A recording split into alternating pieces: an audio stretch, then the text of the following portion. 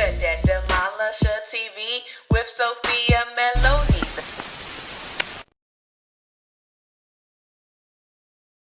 Hello, everyone. I am Sophia Melonē, the Debt Demolisher, here to bring you the tools, tips, and tricks to help you manage your financial baggage the right way. Welcome to another live stream night on the Debt Demolisher TV. I'm super excited that you guys are here, and welcome to you guys that are tuning in on Clubhouse, because we are going to be talking a little bit about credit, but from a different perspective. First of all, I want to tell you all happy Valentine's Day. Today is Love Day, that everyone knows it as February the 14th. So I just want to shout out everybody and wish you guys a happy Valentine's Day, however you choose to celebrate it. Now, today, I'm ready to jump into this word because I have to tell y'all that I was highly convicted on several instances as it relates to day 13 for the 21-day financial fast. What we're covering today as it relates to the financial fast, I'm gonna go ahead and switch out my background real quick so that way you guys can see on YouTube live stream what book I'm referring to. For those of you who are in Clubhouse, there is a link at the top of this club room that can take you over to the Debt Demolisher TV YouTube channel, where I am live streaming on this end as well. So before we jump in, let me go ahead and pop out the chat so I can see if my family's in the building, and we're going to jump into the conversation because I know y'all ready for this juice the same way that I'm ready for this juice. So let me pop out the chat and let's see who is here, who is present for class on a Thanksgiving, on a Valentine's Day evening, who is present for class. And I got my phones going off, everybody chiming me, but we need to be focused. All right, we got Lisa Smiles in the building saying, hey, tribe, so good to see you, Lisa Smiles. Welcome back for another day of the fast. Coach Harut is in the building saying, hello, all. Hello, Coach Harut. So good to see you. Happy Monday to you and happy Valentine's Day. Q Scott is in the building saying, hey, guys. Hey, Q Scott. Hey, Q Scott. Hey. Lisa H is in the building saying, hi, Sophia, and hello, ladies. So good to see you, Lisa H. Welcome to another day on the Debt Demolisher TV. Y'all are coming every day for this live stream. Y'all are coming every day for this work inside of this challenge, and I'm celebrating you guys for that. Acacia's in the building saying, greetings and happy Valentine's Day, DDTV family. Let's go, let's go, let's go, let's go, let's go, let's go, let's go, let's go, let's go, let's go. Happy Valentine's Day to you too, Acacia. All right, now y'all are saying happy Love Day, happy Heart Day, all that good stuff. I love it. Tracy Ann is in the building saying, hey, ladies, and also giving you guys the heart. Happy Valentine's Day to you too, Tracy Ann. So good to see you in the room and so glad to see you in the building. So without further ado, let's go on, jump right on in and get into this work. Because what are we talking about today?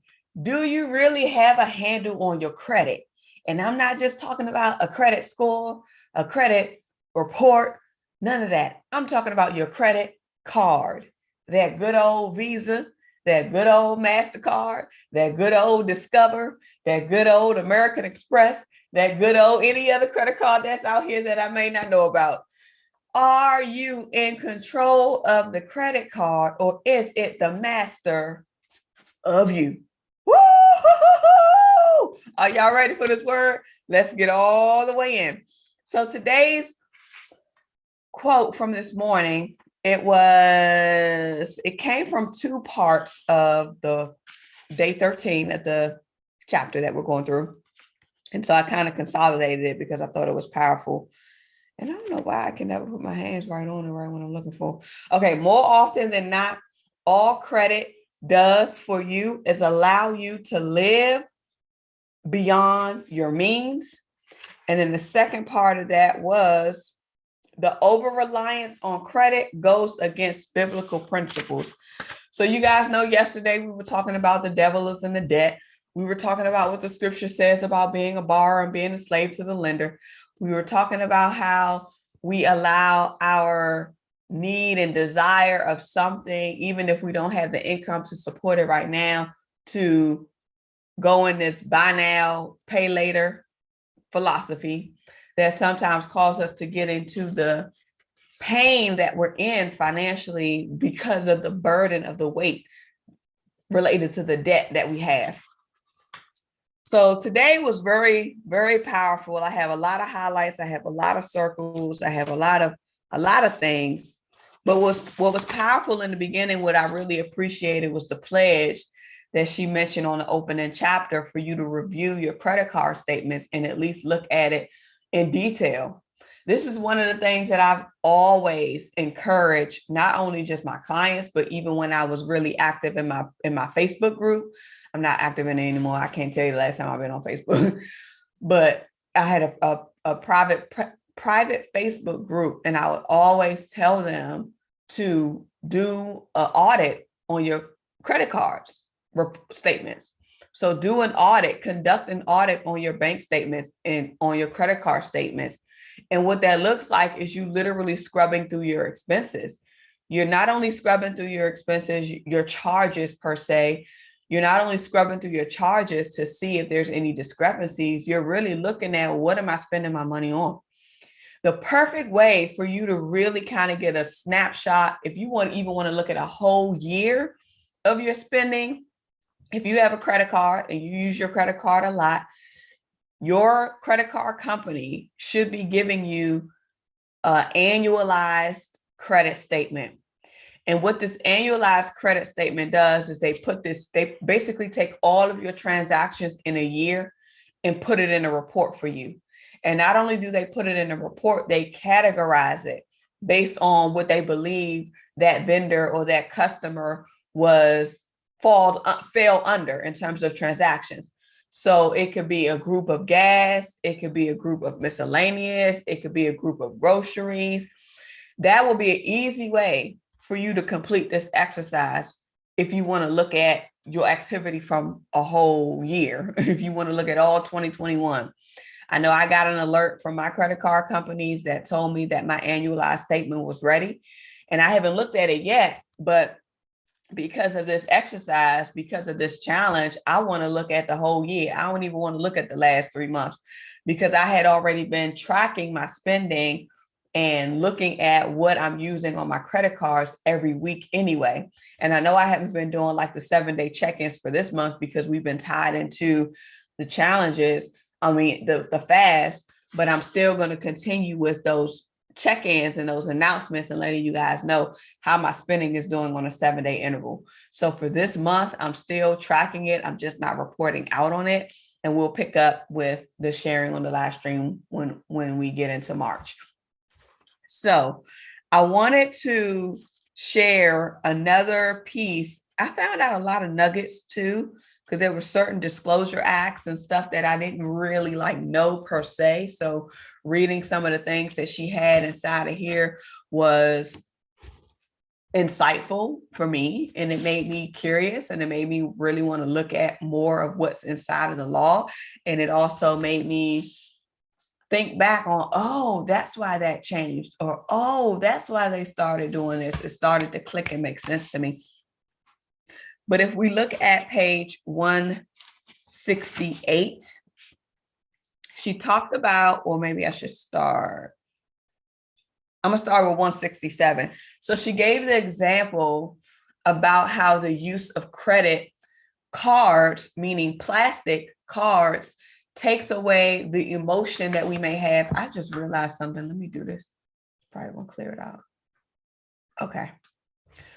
So I noticed that one of the examples that she gave, or that they spoke about within this day, was that the use of plastic, the use of credit, actually detaches our emotion, detaches the physical sting that we may feel, as opposed to taking physical paper and using the physical cash to pay for something.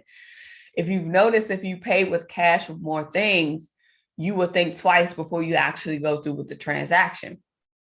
And what she was saying is, why do you think even in the casinos that they give you chips instead of cash?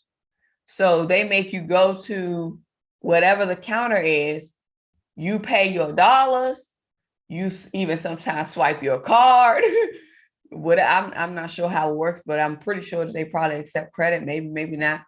You swipe your card, you pay cash, but you get that in exchange for the chips.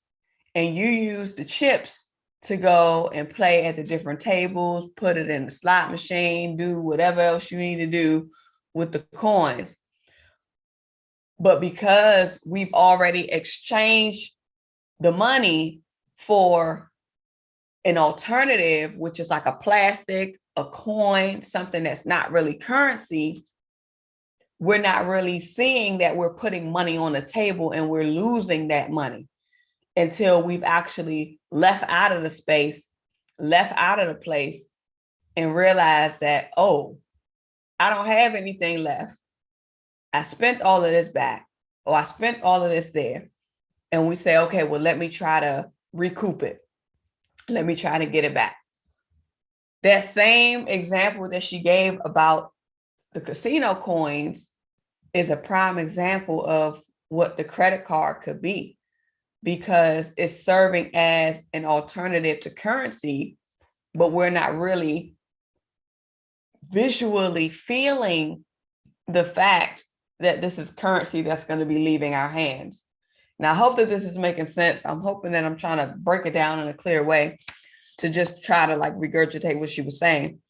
But she said, why do you think casinos allow customers to play with chips instead of cash? I suspect they know if people gambled with paper money, they wouldn't bet as much. Playing with chips, like using a credit card, separates you from the feeling of using or losing real money. Now, I've shared with you all that I'm a credit card user. I don't walk with cash. And I include my spending on my credit cards inside of my budget. So I'm allotting for it. But she said something that stung for me, because I said, oh my goodness, she's trying to step on my toes. I felt convicted. I started asking myself all kinds of questions. And I was like, oh my gosh, what is going on? What is going on? What am I going to do? She says, of those who expressed such concerns, 10% had filed bankruptcy, citing it as the only way to resolve their problems. Now, let me go back before I read that. In a survey, no, let me go back. I'm going to read from the top. I know that the card itself is not inherently evil. People fall into temptation and misuse their credit cards. They're irresponsible with their cards, and credit card policies help make it easier for people to get in financial trouble. In one survey conducted by LendingTree, the 50% of respondents confessed that they were concerned or extremely concerned about the amount of credit card debt they were carrying. Of those who expressed such concerns, 10% of them had filed bankruptcy, citing it was the only way to resolve their debt problems. Here's something else noteworthy from that survey. Almost a quarter, 22% of the respondents, people ages 35 to 54, had consolidated their credit card into only one loan to then accrue unimaginable credit card debt once again. Was that not the example that I shared yesterday? And I said, my mom, we would leverage the home and pull out equity to pay off the credit card debt and to get ourselves out of whatever the debt that we were in. But because our behavior didn't change, we ended up racking up more credit card debt. We ended up racking up even more than what we had, than what we pulled the equity out of to pay it off. It's the same concept here about consolidating the credit card debt into one loan. If you don't get your behaviors under control, it's not going to solve the problem for you. It's not going to solve the problem for you. So what Michelle Singletary is trying to get us to really understand is not only about behavior, but the way we think about the use of utilizing and leveraging credit. So like I was just telling you guys, I felt convicted. I felt like she was stepping on my toes because I budget, I pay my credit cards off every month. I have the money kind of set aside within my budget, but now I'm questioning myself to say, maybe am I putting too much of a buffer on this thing? Am I putting too much of a buffer on it? Meaning I would give myself, I will probably end up spending $15, $25, maybe sometimes even $50 more than what I would have paid if I had cash. So I was challenged. I started thinking, like, what am I gonna, how can I change my thought process around the use of credit cards?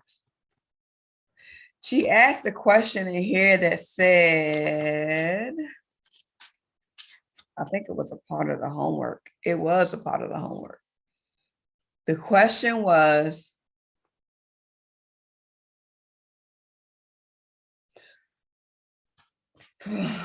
even if you pay the bill every month, would you make these same purchases if you were limited to just cash? And I had to think for a second. I had to think for a second. The last time that I actually made a credit card purchase where I actually used my card to buy something, it was for my laptop. And my laptop costs a lot of money. And when I read this question, I immediately thought about, would I have paid cash for the laptop? Would I have looked for other alternatives if I only had cash? I mean, even though essentially if I'm paying it off and when the balance becomes due or before the credit card balance closes or the statement period closes for the window, it's still money that I'm paying cash for because it's coming out of my checking account. But if I had to pull the physical cash out, would I have been okay with putting thousands of dollars on the table to buy a laptop?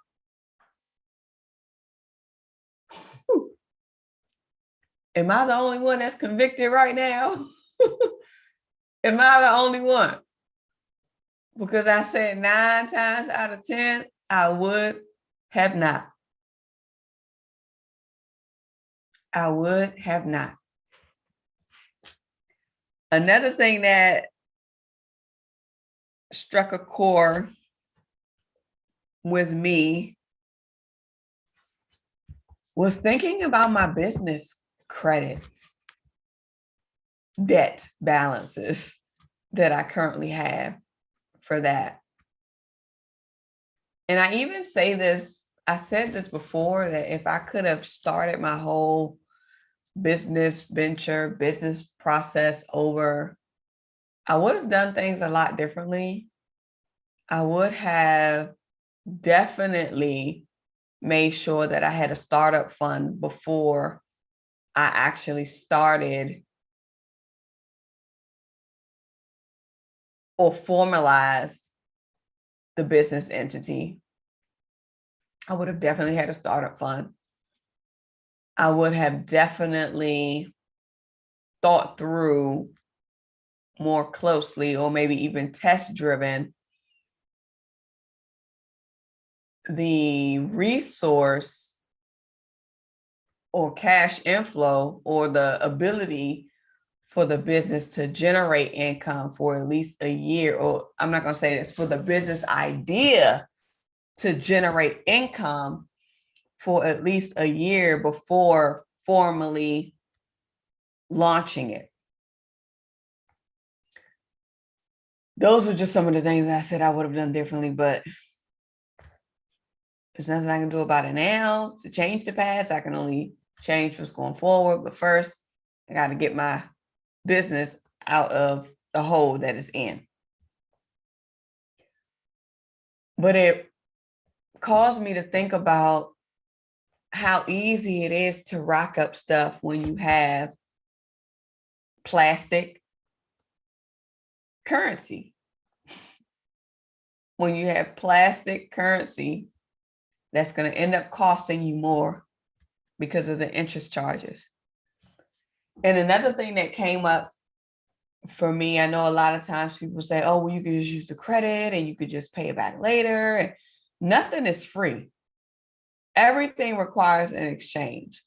So even if you do pay your credit cards off in full, which is what I've picked up from this book, that somehow, some way,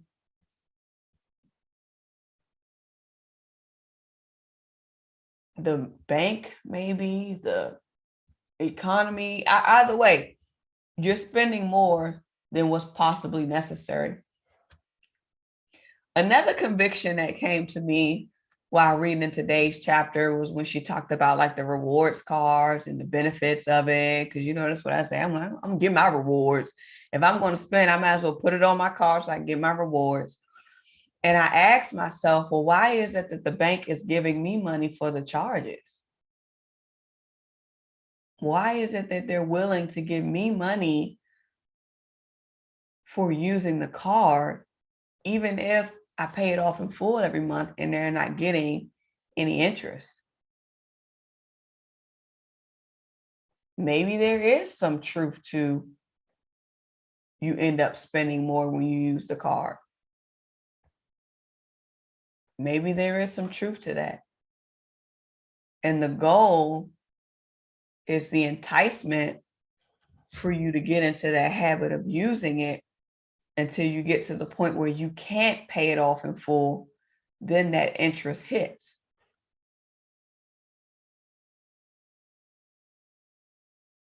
And more than likely, if they have the ability to pay you rewards, all that is essentially is a portion of the interest that someone else who has an account with them is paying them. Cyclical. So the reward that you're getting is actually an expense, a hardship, a fee, high interest that somebody else has to bear and pay. And when they pay it, the bank is rewarding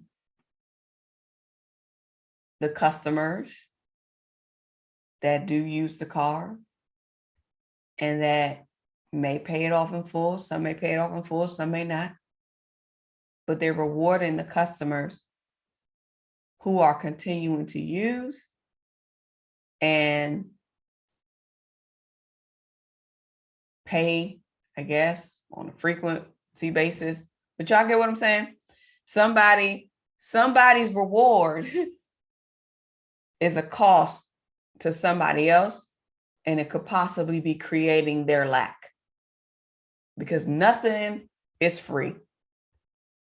Somebody has to pay for it. Somebody is paying for it one way, shape, or form. And even if we look at the rewards as an incentive, it's served as an incentive for a reason, to entice you to keep using it. Because even if you get rewards points for something, for a card that you have a balance on, the interest that they're going to charge you is going to be way more than whatever rewards that they give you. Why do you think the chargeback rewards or the cash rewards bonuses are maybe at 5% max? And that depends on the category. Sometimes they incentivize and say, if you spend in this particular category, we'll give you 5% of all of those purchases. If it's general, no categorization involved, 1%. So they're willing to give you back 1%, but they're going to end up charging you 19, 20, 18, 17. The rates dropped a little bit, so it's probably like 8 or 9. Dang, my client will be calling me right in the middle of my live. Stream. But do you see the difference? There's a huge disparity between what you have to pay on your balance in comparison to what they're giving you back. So somebody has to pay that cost. Who's it going to be? So some of the examples that she put on here, and I think I highlighted it. Yes, on page 174. 174 says, the world gets you to ignore the cost of credit through distractions. Was we not just saying that? The world gets you to ignore the cost of credit through distractions. Some of the enticements that they try to put on these notices, I even share with you guys on some of the check-ins, my spending check-ins, where I go through the promotions and stuff that come through the mail. What do they say? They give you a free gift for applying. They give you a $200 cash bonus if you use the card within X amount of days after opening it. They give you rewards points. We were just talking about that. It could be rewards points in cash. It could be rewards points in travel. It could be rewards points in gas. They also share buy now, pay later. We just talked about that as well. Buy now, get what you want now. You worry about paying it off later. You worry about paying for it later. They also say instant approval. They use words like instant approval. You could be instantly approved. You could be instantly approved. Blocked to that spammer that just came into the room. I had to hit him with a Tony Gaskins block. Blocked.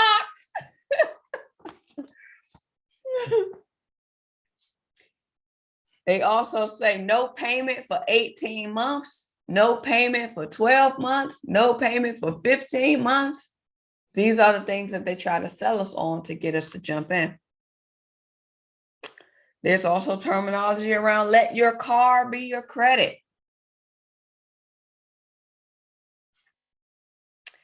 They use words like need cash fast. That's desperation. That is desperation. If you respond to an ad that says need cash now, that means that you are literally in a state of desperation.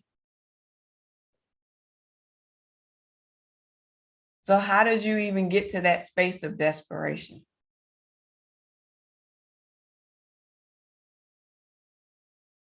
It almost sounds like a beggar.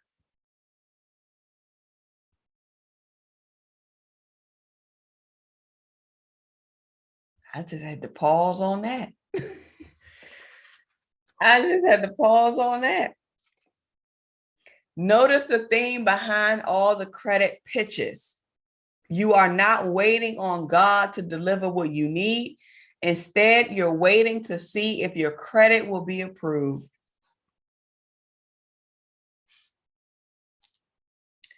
What are some more advertisements that come up by the popular cards? Let me see if y'all know what these slogans mean. Y'all can just put it in the chat. Don't leave home without it. Which credit card says that? Number one, don't leave home without it. If you know the merchant, put it in the chat with the number one. The next one, it's everywhere you want to be. Whose popular slogan is that? Number two, it's everywhere you want to be. The third one, there are some things money can't buy. For everything else, there's blank.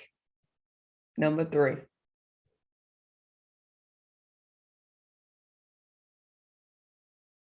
When you think about the words that are shared within the slogan, don't leave home without it. The first one is teaching you to use the card as your savings account, to use the card as your clutch, to use the card as your emergency fund, to use the card as your safety net. They telling you don't leave home without it, because you never know what you may want, what you may need, or what you may come across. It's everywhere you want to be. It's everywhere you want to be. This car company is saying, if you take me everywhere you are, everywhere you want to be, you can get what you need as long as you have the limit. Because with this card, number 2, it's everywhere you want to be. It's everywhere you want to be.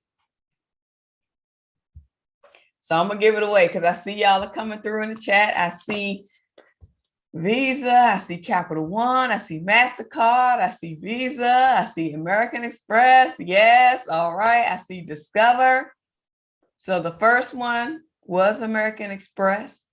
The second one was Visa. And the third one was MasterCard.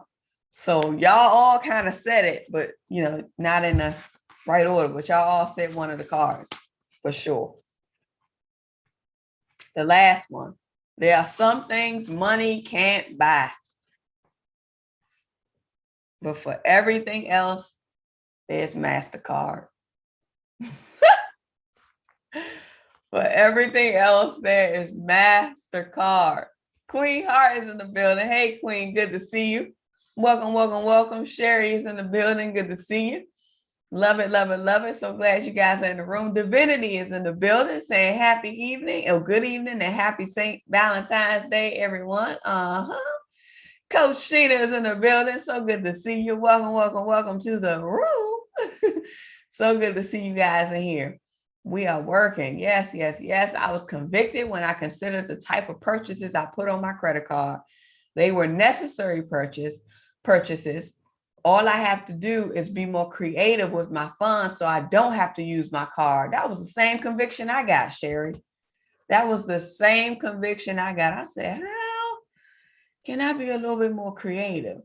How can I double check, go through what's going to be my rules? What's going to be my step?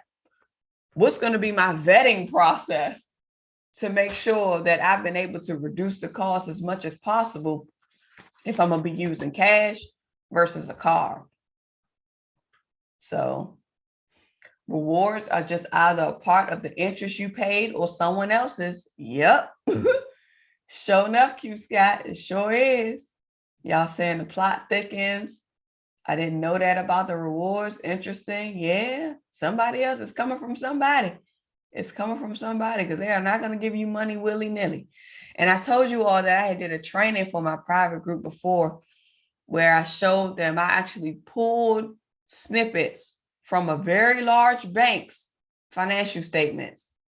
And I was able to see how much they earn, not in interest on their loan vehicles, but on consumer fees alone. Just the fees. Just the fees. Transfer fees, insufficient funds fees, wire fees. Just in consumer fees alone, they generated and earned billions of dollars in a year. In a year. So every time you allow your check to bounce, every time you go in the negative for something, they charging you $35. Can you imagine how many people that are adults that have bank accounts that earn income across the United States who may have had an insufficient fund hit their account 35 times however many people sometimes that fee is hitting them 2 and 3 times a month.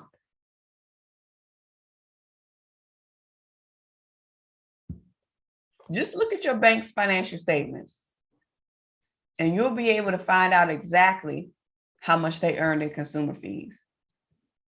And when you see those numbers, when you see the amount of revenue that these national banks are getting, not just from interest, but from fees, taking your money out, inactivity fees, all of these junk fees that they may be charging, excessive fees,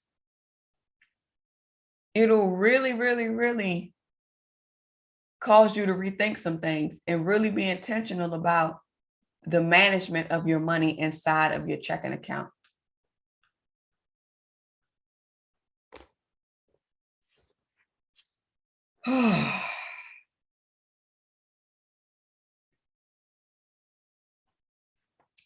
So the exercise that she wanted us to kind of work on.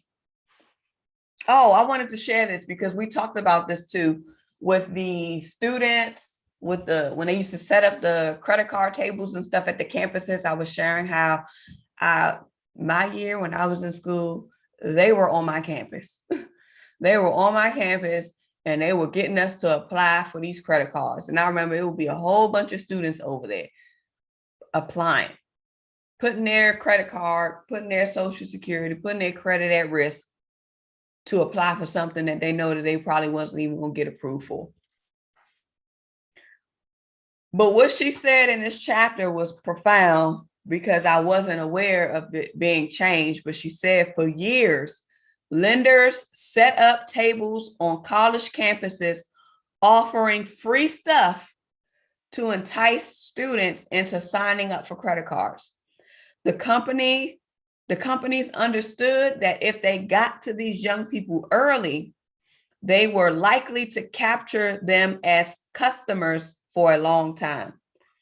Thankfully, legislation that went into effect in 2009 prohibits credit card companies from enticing students to sign up for credit by offering giveaways. I said, wow, I didn't know that, because by 2009, I was off a college campus in 2009. So I was not aware of that, but I'm glad that this legislation went in place. And I'm glad that they can no longer use the tactic of trying to give students who in most cases won't have any money, just looking for the freebies, especially depending on what school you went to jeopardize their credit, to jeopardize their future, just to put them in debt at such an early age. So I'm glad that that was something that was changed based on the legislation. She also talked about the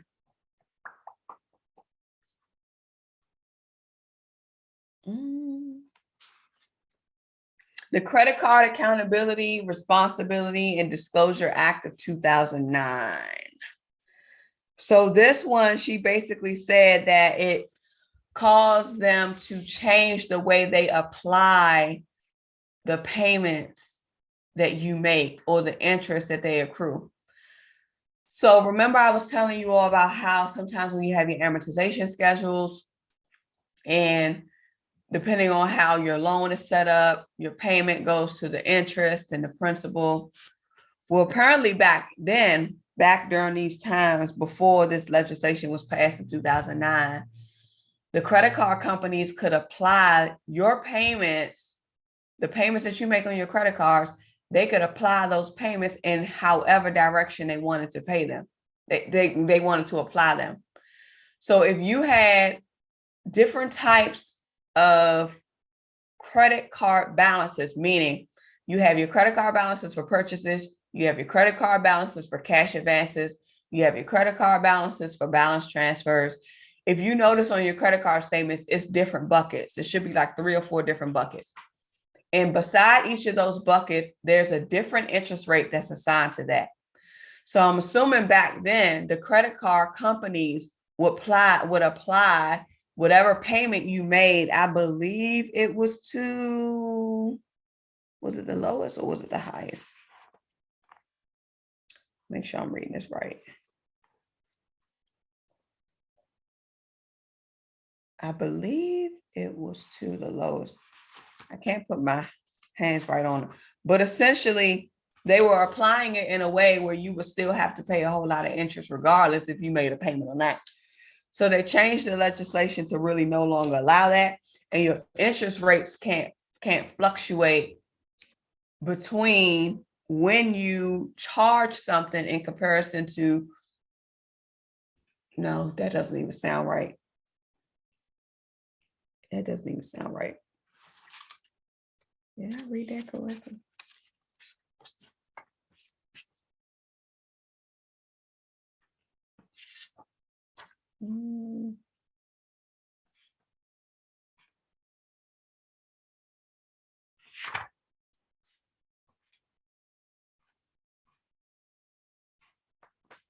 I hate when I'm going through this and I can't put my hand right on the section that I want to read, but I'm just going through this based on what I can recall, based on what I read. But a lot of the legislation has changed. And so with that, it's trying to put more measures in place to protect the consumers in a better way and in a better manner. So it's all about what you know, reading the terms of your agreement, reading your disclosures, reading what you're signing up for. But back to the main purpose of the conversation, how do you really have a handle on your credit? So this challenged me in many ways to really think about how I've been using my credit over time and if I'm really in control of it, even though I have plans in my budget to spend this and I use my credit card for those budgeted amounts. But am I not allowing myself to reduce the cost as much as possible because I have this larger buffer? And also, if I go over, I can just use my card to get it and then repurpose and reallocate some of my funds. All right. So I see in the chat, I believe it. I can't stand those insufficient funds fee. Each year, my credit union reviews and credits me back. Amen. Come on now. Yep, I had a flashback when I read that one. One credit card company offered us a free pizza from Papa John's if we applied. I'm telling you, they know us college folk was hungry. They know we were tired of the cafeteria food. Oh my goodness. Free pizza. Never received that type of incentive. I probably would have took it. Yep, and I'm not gonna lie. I definitely signed up and got the pizza, but the card came in handy at the time. Yeah, I remember I graduated from college with a maxed out credit card. I told y'all that. Credit card was high. And this was something that she had challenged us to look at too, to think about, are you paying interest on something that you don't even have anymore as it relates to your credit cards? Because some of us have credit card balances that we've been carrying for years.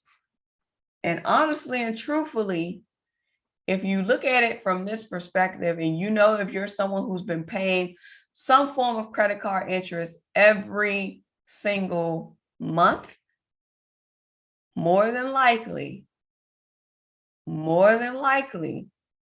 depending on how low you've been able to get your balance, you are still paying interest on something that you probably bought 5 years ago, 3 years ago, 2 years ago, because there has been a balance from month to month that has been generating interest. So the only way to know if you're free and clear of not paying any interest on anything that you have purchased in the past is by paying off the credit card, letting the credit card close with a zero balance. When the new statement period opens, you'll open up with a zero balance. From that point on, if you pay your balance in full every single month, when you start from a zero balance, then you're not paying any interest on what you've purchased previously. The caveat to that now is if you've leveraged the loan consolidation method to pay something off, and you're still paying on that loan consolidation or that balance transfer if there is no 0% interest, because I take advantage of the 0% interest. But if you did a loan consolidation, more than likely, you are still paying interest on something that you acquired years ago and you may not even be using, you may not physically have in your possession, but you're still paying on it. So is that anyone? Is that anyone? I had to think about that from my business cards perspective. I had to think, I'm like, geez, I got a lot of credit card debt on this business card. Do I even still have any of the stuff? Maybe not, because I wasn't really buying physical things with the card. It was more so for services. It was more so intangible. It was more so a lot of operational expenses. Some of the things that I did purchase that were physical, I still have them. But majority of the expense are operational type of expenses. So it's not really a thing that I was buying. It was a thing that I was using to keep the operation afloat, paying for the fees, the renewal fees, paying for office space, paying for these services, these platforms, paying for computer equipment, microphones, paying for lights, paying for scanners and printers and all of these trinkets, paying for training, paying for certifications.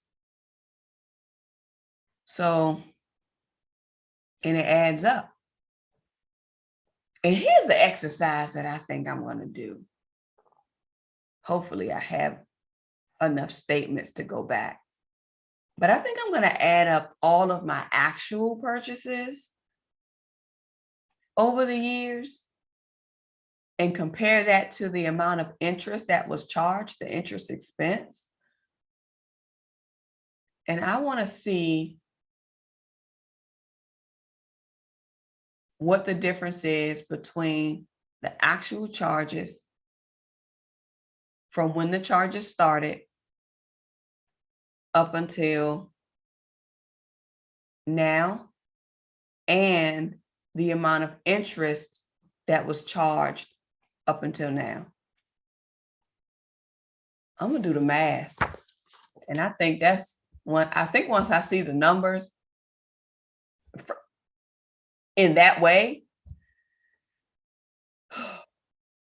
it may spark something in me that may help me demolish this business debt by the end of this year. All right. All right. So I see you guys are saying, y'all are laughing. Y'all saying that's me. It's me. Not me in the present, but back in the day, yes, it was. Yeah, we all have ways and time to grow. We all have different experiences that we go through, but so I just told y'all what I'm going to do, my added exercise. But let's go over the assignment for today and then we'll close out. So she wants you to really think about your credit card purchases, even if you pay the bill off every month, and ask yourself if you will make these purchases if you were just limited to cash. One of the objectives of this fast is to break the hold credit has on you. When I tell y'all she cut me, she cut me. She cut me. Break the hold credit has on you. Write down in your journal the answers to these 5 questions. How has a MasterCard or a Visa become your master? How would you buy things you need or want if you couldn't use credit cards? How has credit card debt impacted your marriage or other relationships? How much more would you have in savings if you didn't have to make credit card payments every month? I think when I read this, I cringed. And I almost rolled over and hollered, because I think with one of the check-in days, where I think it was the last week of January, where I spent the most money in that week, because I was making my credit card payments. And because I make my credit card payments and I pay them in full, it was a lot of money. So when she asked that question, I was like, oh, that's easy $2,000. That's an easy $2,000 without me even actually physically looking at the numbers. Easy. So if I didn't have to make the credit card payments, how much more would I be able to save?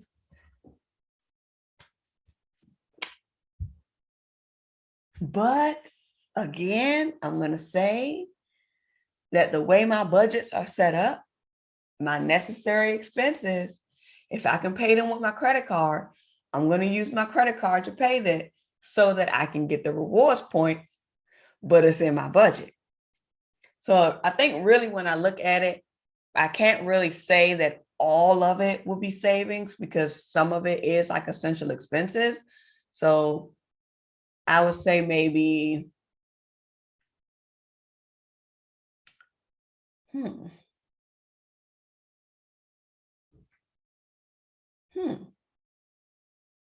I would say maybe half I could possibly save, because I'm thinking about some of the expenses and the auto charges and stuff that I have related to my mom.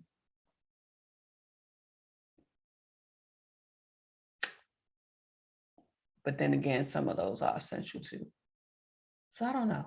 Maybe I have to do the math and see if I could exclude if there were any charges on my card that were not listed in my budget, that I put it on the card and then I end up paying out of my budget or pulling from my savings, because sometimes life happens. So if life happens, even though I had the money set aside in my account, I'll use my card and then I'll pull the money from the account to pay the card. So y'all know. Okay. So I see years ago, use out of emergency fund and not understanding, but I have a handle on mine now, and also use to boost up my credit score, which is what I'm still working on. Amen. Amen. Amen. Jesus help us all. Lisa Smiles saying, Jesus help us all. It's working for me. Ouch. I got to do better. Lat is in the building. Hey, everybody. Good to see you, Lat. Welcome to the room. We're getting ready to close out. Because as y'all can see, I'm getting text messages. I'm getting phone calls. My client's trying to reach me. So I got to get over here so I can finish up what I was doing. Night before day. It's going to be a stressful week. So help me. Pray for a sister. All right. Well, I want to thank you guys so much for tuning in on tonight's live stream. I think we're going to end up before the hour. Let me find out. I think we're going to wrap up in less than an hour tonight. So if y'all don't have any questions, if y'all don't have any concerns, you already know what your growth work assignment. I keep saying growth work. I keep getting my stuff mixed up with her stuff. But you already know what your assignment is. So your assignment is to journal about that. Get those questions. She also said to pull your credit card statements for the last 3 months. Scrub it with a fine-tooth comb. Look at every single purchase. Write down the total you spent for each month. And without looking at the itemized listing of your purchase, try to remember what you bought. Ooh, that's a good one. So just look at what your total purchases were and your credit card statements, because it'll tell you. It'll automatically give you the summary and say your total purchases were. Look at your total purchases amount for the last 3 months and see if you can remember what you charged. See if you can remember what you charged. Oh, man. The only thing I can remember is this laptop because it was the most expensive within the last 3 months. That's the only thing that I can really remember that I charged because it was the most high ticket item. Let's see. What else does she say? She says, why are we going to do this? Because evidence shows that consumers often can't recall recent purchases bought on credit. If you can't recall what you've purchased, isn't it likely you didn't need the items or service? I don't know. I don't know about that. Because some things are just charged automatically out of routine, out of process, out of keeping your business afloat. But when I think about like the things that I've actually swiped, yeah, I probably can't remember everything. Not off the top of my head. I'm not going to be able to remember everything. So this is going to be interesting. This is going to be interesting to do the exercise in the way that she explained it, the way that she described it. Just looking at how much you've charged on each of your cards, what your purchases were for the last 3 months. Just jot down the number and then see if you could write down beneath those numbers what you bought that made up that number without looking at the itemized transactions. Without looking at the itemized transactions. Oh, Lord, listen. Coach Sheena saying, oh, Lord, I say yes. Oh, Lord, I'm in agreement with you. It's going to hurt. It's going to hurt. Lisa saying this is too much. This is too much, but we got to do this work. And we got to do this work together if we really, really, really want to make sure that we have a handle on our credit as opposed to it having a handle on us. Blessings and abundance all from Coach Harut. Queen Hart is saying we appreciate you, Sophia. God bless you. Thank you so much, Queen Hart. God bless you too. Lisa H is saying thank you, Sophia. Q Scott is saying, I know I can just hear your voice saying it. Lisa Smiles is saying, I'm serious though, Q. All right. All right, you guys, we are at the top of the hour. I'm going to go ahead and end tonight's live stream. I want to challenge you guys to jump into your work. Lisa Smiles saying she got to go reevaluate her life tonight. Come on and do it. Reevaluate your life tonight. And if you go live and you talk about it tonight, that's going to be even bolder if you do your live stream tonight on that one. But yes, reevaluate, Lisa. Keep it internal if you need to keep it internal, but use these exercises, use these conversations, use these lessons to help you with your reevaluation process. All right. Okay, you guys, I love you all. I'm getting ready to close out. I got to jump on and call my client back tonight. Okay, so you're going live at night at 9. Perfect. That'll give me an hour to kind of get through what I need to get through, and then I can join you live tonight. Let's go, Lisa Smiles. Let's go. Let's go, Lisa Smiles. Let's go. Hey, let's go. Let's go. Let's go. Let's go. Let's go. All right, Tracy Anderson. Good night, ladies. Divinity saying thank you, Sophia. And good night, everyone. And I want to let you guys know that your financial prosperity awaits you. And so does your financial sanity. And y'all already know what I'm about to tell y'all to do. And that's what? Get to work. All right. Bye.